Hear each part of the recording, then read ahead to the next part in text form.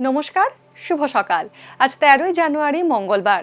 পঞ্জিকা অনুসারে আজ পৌষ কৃষ্ণা দশমী তিথি। তুলা, বৃশ্চিক ও ধনু রাশির জাতকদের ভাগ্যে আজ কি আছে জেনে নিন। তুলা রাশি। তুলা রাশির জাতকদের কর্মক্ষেত্রে দায়িত্ব বাড়বে। সৃজনশীল কাজে অপ্রত্যাশিত উন্নতির যোগ রয়েছে। জনসেবামূলক কাজে আজ অতিরিক্ত অর্থ ব্যয় হওয়ার যোগ রয়েছে। ভ্রমণে স্বাস্থ্যহানি হওয়ার আশঙ্কা রয়েছে। বৃশ্চিক রাশি। আজ আমদানি রপ্তানির ব্যবসা লাভজনক থাকবে। বৃশ্চিক রাশির জাতকদের খরচের মাত্রা বাড়বে।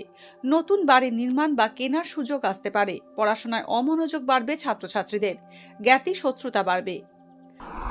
ধনু রাশি। আজ দীর্ঘদিনের আটকে থাকা ন্যায্য প্রাপ্তি হতে পারে ধনু রাশির জাতকদের।